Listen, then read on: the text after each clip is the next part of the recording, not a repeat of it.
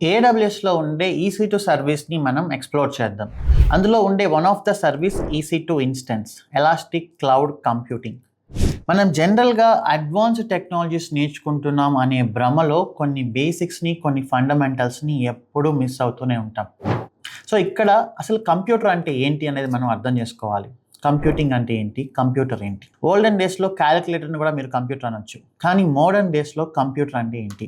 మీరు ఒక డివైస్కి కానీ IP అడ్రస్ని అసైన్ చేయగలిగితే దానినే కంప్యూటర్ అనొచ్చు. It can be laptop, desktop, server, refrigerator, washing machine, TV, any sensor in the internet.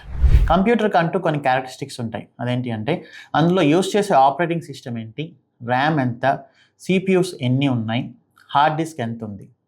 మనం ఒక చిన్న మొబైల్ కొనేప్పుడు కూడా చాలా ఆలోచిస్తాం. ఆండ్రాయిడ్ కొనాలా, మ్యాక్ కొనాలా, లేకపోతే ర్యామ్ ఎంత ఉండాలి, CPU ఏంటి, స్టోరేజ్ ఎంత ఉంది, ఇవన్నీ చెక్ చేసుకొని మాత్రమే మనం మొబైల్ అనేది కొంటాం. మనం ప్రైమరీగా ఏ దానికోసం అయితే యూస్ చేస్తామో దానిని బట్టి కంప్యూటర్ నేమ్ అనేది చేంజ్ అవుతుంది. కాల్స్ కోసం యూస్ చేస్తే మొబైల్ అంటాం, ఇంటర్నెట్ని సర్ఫ్ చేయడానికి యూస్ చేస్తే దాన్ని PC అంటాం, మూవీస్ని చూడడానికి యూస్ చేస్తే దాన్ని టీవీ అంటాం, అప్లికేషన్స్ని హోస్ట్ చేయడానికి యూస్ చేస్తే దానిని సర్వర్ అంటాం. మనం లాస్ట్ వీడియోలో డిస్కస్ చేసాం, డేటా సెంటర్స్ అన్నీ ఆన్ ప్రిమైస్ నుంచి క్లౌడ్కి మైగ్రేట్ అయ్యాయని. ఇప్పుడు మీరు సర్వర్ని కొని దాన్ని కాన్ఫిగర్ చేయకుండా క్లౌడ్లోనే దాన్ని క్రియేట్ చేస్తే దాన్ని EC2లో ఇన్స్టెన్స్ అంటాం, AWS టర్మినాలజీలో. ఇక్కడ ఈ సర్వర్ని మనం ఓన్లీ అప్లికేషన్ని హోస్ట్ చేయడానికి మాత్రమే యూస్ చేస్తాం.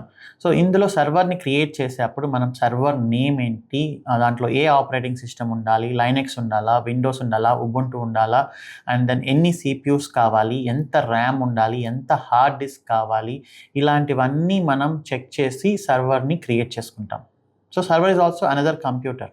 దానికి మనం IP అడ్రస్ని కూడా అసైన్ చేయగలం. సో ఈ సర్వర్ని క్రియేట్ చేసి మనం దానికి కనెక్ట్ అవ్వగలం. ఇదే సింపుల్గా EC2 ఇన్స్టెన్స్. ఇలా మీరు AWS సర్వీసెస్ని కాంప్లెక్స్గా కాకుండా సింపుల్ టర్మినాలజీలో మన చుట్టూ ఉండే రియల్ లైఫ్ అనాలజీస్తో కంపేర్ చేసుకుంటూ కానీ అర్థం చేసుకుంటే మీరు ఎలాంటి సర్వీస్నైనా కూడా అర్థం చేసుకొని ఇంప్లిమెంట్ చేయగలరు. అండ్ దెన్ టెరాఫార్మ్ యూస్ చేసి ఆటోమేట్ కూడా చేయగలరు.